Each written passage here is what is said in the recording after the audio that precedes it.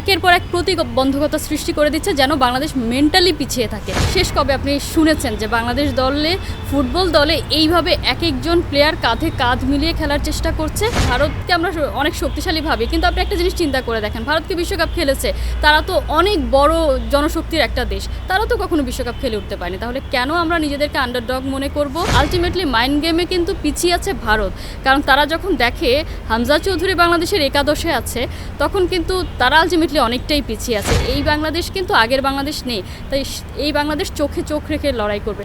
রাত পোহালে বাংলাদেশ ভারত মহারণ।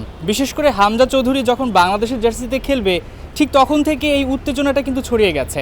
সব জায়গায় আলোচনা চলছে বাংলাদেশ না ভারত, কারা এগিয়ে। ভারতের মাটিতে খেলা বাংলাদেশকে নিয়ে তারা অনেক ধরনের বৈষম্যের কিন্তু কারণ ঘটিয়েছে। ঠিক এই ম্যাচটা নিয়ে কথা বলতে চাই। কয়েকদিন ধরে বাংলাদেশ ভারত ম্যাচ নিয়ে আলোচনা করছেন আমার সহকর্মী কোহিনুর কণা, তার কাছেই জানতে চাইব। একটা সময় ইউরোপিয়ান ফুটবল কিংবা বিশ্বকাপ যদি বলি, সেগুলো নিয়ে বেশি আলোচনা হতো, দর্শকরা আসলে সেগুলোই শুনতে চাইতেন। বেশ কয়েকদিন ধরে আপনি বাংলাদেশের ফুটবলকে নিয়ে আলোচনা করছেন। যদি ব্যক্তিগত অভিজ্ঞতা বলি, কেমন লাগে যখন টেলিভিশন সেটে বাংলাদেশকে নিয়ে আলোচনা করেন? খুবই ভালো লাগে। আর সজীব, আপনি যেটা বললেন যে ভারতের মাটিতে বৈষম্যের শিকার হয়েছে, এই বিষয়টা কিন্তু আমি পার্সোনালি খুবই এনজয় করছি। শেষ কবে আমরা মনে করতে পারি যে বাংলাদেশ ভারতের মাটিতে খেলতে যাচ্ছে, সেখানে ভারত বাংলাদেশকে এইভাবে ভয় পাচ্ছে এবং একের পর এক প্রতিবন্ধকতা সৃষ্টি করে দিচ্ছে, যেন বাংলাদেশ মেন্টালি পিছিয়ে থাকে। এবং তারা যতটা ট্রাই করছে বাংলাদেশকে মেন্টালি পিছিয়ে দেওয়ার, বাংলাদেশ কিন্তু তত সেভাবে আসলে বাংলাদেশ ফিরে আসার চেষ্টা করছে। এবং এই জিনিসটা আমি প্রচণ্ড রকমভাবে এনজয় করছি যে ইউরোপিয়ান ফুটবল, এখন নেশনস লিগ চলছে আপনি জানেন, তার ফাঁকে আমি কথা বলছি বাংলাদেশ ভারত ম্যাচ নিয়ে। এবং প্রত্যেকটা জায়গায় আপনি যে সোশ্যাল মিডিয়া দেখেন এবং সব জায়গায় আগ্রহের কেন্দ্রবিন্দুতে কিন্তু এখন বাংলাদেশের ফুটবল, যে বাংলাদেশের এই ফুটবল এগিয়ে যাবে কার হাত ধরে? হামজার হাত ধরে। এবং রেজাল্টের কথা যদি বলি, যে বাংলাদেশ আগে যখন ভারতের বিপক্ষে খেলতে যেত বা ভারত আসতো বাংলাদেশের মাটিতে খেলতে, তখন বাংলাদেশের টিম মেম্বারদের সাথে যদি আপনি কথা বলতেন, তো তারা বলতো আমরা ভালো কিছু করার জন্যই এই ম্যাচে খেলতে নামবো। এবার আপনি খেয়াল করবেন প্রত্যেকটা খেলোয়াড় বলছে, ফুটবলার বলছে যে আমরা জয়ের জন্য মাঠে নামবো। এই যে একটা ইন্সপিরেশন কাজ করছে, সেটা কেন? হামজা চৌধুরীর জন্য। ইভেন বাংলাদেশ দলের অনেক ফুটবলার বলছেন যে এই ম্যাচটা আমরা হামজা চৌধুরীর জন্যই জিততে চাই। এই যে এই জিনিসটা শেষ কবে আপনি শুনেছেন যে বাংলাদেশ দলে, ফুটবল দলে এইভাবে এক একজন প্লেয়ার কাঁধে কাঁধ মিলিয়ে খেলার চেষ্টা করছে দলকে জেতানোর জন্য ভারতের মতো দলের বিপক্ষে? ক্রিকেট নিয়ে তো অনেক আলোচনা হয়। আমরা খুব সম্ভবত যদি বলি ক্রিকেট বিশ্বকাপ বা বড় কোনো টুর্নামেন্টে যাওয়ার আগে বাংলাদেশের সমর্থকরা আসলে এভাবে কথা বলেন, সমালোচনা করেন, কিংবা তাদের মতামত তারা সোশ্যাল মিডিয়ায় তুলে ধরেন। আমরা যেখানেই দেখছি সেখানেই আসলে বাংলাদেশের ফ্ল্যাগ, ভারতের ফ্ল্যাগ দেখতে পাচ্ছি, এবং সেটা ক্রিকেট নয়। এবং আরেকটা বিষয় হচ্ছে যে রাজনৈতিক একটা ব্যাপারও কিন্তু আছে। সব কিছু মিলিয়ে যদি বলি, যে আপনি ঠিক কতটুকু প্রত্যাশা রাখছেন যে হামজা চৌধুরী যেহেতু অন্তর্ভুক্তি হয়েছে, ম্যাচটা কি আসলেই জেতা সম্ভব? জেতা তো সম্ভবই।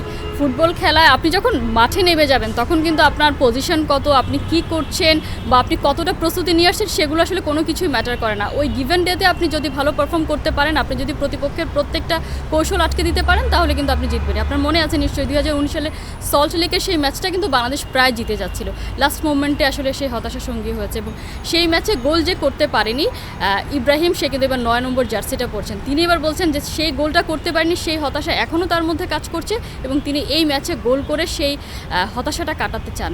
তো এটাই তো একটা অনেক বড় ব্যাপার। আমরা নিশ্চয়ই ভারতকে আমরা অনেক শক্তিশালী ভাবি, কিন্তু আপনি একটা জিনিস চিন্তা করে দেখেন, ভারতকে বিশ্বকাপ খেলেছে, তারা তো অনেক বড় জনশক্তির একটা দেশ, তারা তো কখনো বিশ্বকাপ খেলে উঠতে পারেনি। তাহলে কেন আমরা নিজেদেরকে আন্ডারডগ মনে করব? কেন আমরা পিছিয়ে থেকে এই ম্যাচটা খেলতে যাব? বাংলাদেশ নিশ্চয়ই এই ম্যাচটা জিতবে। গোলের খেলা, একটা গোল করে ফেলতে পারলেই কিন্তু আসলে হয়ে যাবে। সো আমরা প্রত্যেকে আসলে প্রত্যাশা করছি এই ম্যাচটা জিতেই বাংলাদেশ ফিরবে। যে ব্যাপারটা হয় যে ক্রিকেটে আমরা দেখে থাকি, যখন বাংলাদেশ ভারতের ম্যাচ হয়ে থাকে, যে তারা বেশ কিছু সুবিধা নিতে চায়, যে 11 জনের বাইরে আরেকজন হয়তো বা মাঠে থেকে খেলে দেয়। ঠিক এই ফুটবল ম্যাচটাকে ঘিরে কিন্তু অনেক রকম কিছু ঘটে গেছে, মাঠের বাইরের আলোচনা। আপনি কি কোনোভাবে কোনো কিছুর গন্ধ পাচ্ছেন কি না? যদি বলি যে ম্যাচটাতে কি রেফারি বা এই ধরনের তারা অন্য কোনো বাড়তি সুবিধা নিতে পারে কিনা, এখন পর্যন্ত কি মনে হচ্ছে? দেখেন, হোম টিম তারা বিভিন্ন ধরনের অ্যাডভান্টেজ নেওয়ার, মানে সর্বোচ্চ চেষ্টাটা তারা চালিয়ে যাবে। এটা আসলে তাদেরকে আসলে কোনো কিছু বলার কিছু নেই। বা আপনি যখন খেলতে নামবেন, অ্যাওয়ে ম্যাচ খেলতে যাবেন, তখন কিন্তু এসব নিয়ে চিন্তা ভাবনা করে আপনি আপনার কৌশল থেকে দূরে সরে আসতে চলবে না। আপনাকে ধরেই নিতে হবে যে তারা যে কোনো ধরনের যাই করুক না কেন, সেই বাধাটা আপনি উতরে যাবেন। আমরা দেখেছি যে ভারত তারা বাংলাদেশকে প্র্যাকটিস মাঠ দিচ্ছিল না, এক এক দিন এক এক মাঠে খেলাচ্ছে। এটা তাদের একটা স্ট্র্যাটেজি। তারা চাইছিল যে বাংলাদেশ যেন ঠিকঠাক মতো প্র্যাকটিসটা না করতে পারে। কারণ আপনি যেটা বললেন যে 40 বছর বয়সী সুনীল ছেত্রীকে ছেত্রীকে ফিরিয়ে আনা হয়েছে। কেন ফিরিয়ে আনা হয়েছে? সুনীল ছেত্রী অবসরে চলে গিয়েছিলেন, নিশ্চয়ই তিনি আর পারফর্ম করতে পারবেন না, ক্যারিয়ারের শেষটা দেখে ফেলেছিলেন। সেই তাকে ফিরিয়ে আনা মানে হচ্ছে ভারত এতদিনও পর্যন্ত তার কোনো রিপ্লেসমেন্ট তো বটেই, সেই জায়গায় কাকে খেলাবে সেটা বুঝে উঠতে পারেনি, বাধ্য হয়ে ফিরিয়েছে। সেদিনই কিন্তু ভারত আসলে প্যানিক বাটনটা প্রেস করে ফেলেছে এবং এই সুযোগটাই আসলে বাংলাদেশকে নিতে হবে। আমরা বলছি বাংলাদেশকে তারা ব্যাকফুটে ফেলে দিচ্ছে বিভিন্ন মাইন্ড গেম খেলে, আলটিমেটলি মাইন্ড গেমে কিন্তু পিছিয়ে আছে ভারত। কারণ তারা যখন দেখে হামজা চৌধুরী বাংলাদেশের একাদশে আছে, তখন কিন্তু তারা আলটিমেটলি অনেকটাই পিছিয়ে আছে। এবং ভারতের ডিফেন্ডার সন্দেশ তিনি তার সোশ্যাল মিডিয়ায় শেয়ার করেছেন যে এই বাংলাদেশ কিন্তু আগের বাংলাদেশ নেই, তাই এই বাংলাদেশ চোখে চোখ রেখে লড়াই করবে। সো আপনি বুঝতে পারছেন যে বাংলাদেশকে নিয়ে হোমওয়ার্ক তাদের শুরু হয়ে গেছে, ভয় কিন্তু তারা বেশি পাচ্ছে। আমি চাই বাংলাদেশ জিতবে এবং আমি সেটা আশাও করি বাংলাদেশ জিতবে। গোলটা কে করবে সেটা আসলে আমি বলতে পারছি না বা বলতে চাচ্ছি না, কিন্তু প্রেডিকশনের জায়গায় বাংলাদেশ জিতবে। হামজার উপর কি আলাদা কোনো চাপ তৈরি হবে যদি কোনোভাবে তিনি প্রত্যাশিত পারফরমেন্স করতে না পারেন? যদিও ফুটবল একজনের খেলা নয়, তবে যেহেতু সমর্থকরা যেভাবে আসলে তার উপর প্রত্যাশা করছে, সব কিছু মিলিয়ে কি নেগেটিভ কোনো ইফেক্ট পড়তে পারে কিনা? আমার সেরকম মনে হচ্ছে না যে নেগেটিভ এফেক্ট পড়তে পারে। তিনি আসলে হামজা চৌধুরী তো ইংলিশ প্রিমিয়ার লিগ খেলা, তিনি যে ধরনের ইন্টেন্সিটি ম্যাচ খেলে অভ্যস্ত, এইসব জায়গায় আসলে তার কোনো কিছুই এফেক্ট ফেলবে না। তিনি বরং আরও এটা বোধহয় এনজয় করছেন যে বাংলাদেশ এমন একটা দলের হয়েই সে খেলতে। সে হয়তো বাংলাদেশের ফুটবল নিয়ে খুব বেশি ডিটেল জানতোও না, কিন্তু সে তার শুরুটাই হচ্ছে ভারতের বিপক্ষে এইরকম একটা ম্যাচ দিয়ে। সো তারও নিশ্চয়ই আগ্রহ আরও বেড়ে যাচ্ছে যে এমন কম্পিটিটিভ একটা ম্যাচ খেলছে। সো আমার কাছে মনে হয় তার মধ্যে কোনো প্রতিক্রিয়া বা বিরূপ কোনো প্রভাব পড়বে না, তিনি বরং এনজয় করবেন। চাপের কিছু নেই, এর চেয়ে অনেক বেশি চাপ নিয়ে তিনি খেলে অভ্যস্ত। তিনি FA কাপ জেতা, তিনি ইংল্যান্ডের হয়ে তিনি অনূর্ধ্ব-20 সম্ভবত শিরোপা জিতেছেন।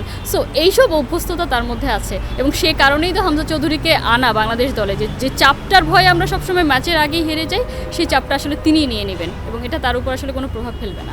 ঠিক যেভাবে তার উপর প্রভাব ফেলবে না, বাংলাদেশও এই ম্যাচটা জিতবে। কোহিনুর কণাও তিনি তার আলোচনার টেবিলে বাংলাদেশ জয়ের সেই গল্পটাই তুলে ধরবেন, আমরা সেই প্রত্যাশা রাখছি। আপনাদের সঙ্গে ছিলাম আমি মাহমুদুল হাসান সজীব এবং আমার এই আলোচনায় ছিলেন সহকর্মী কোহিনুর কণা।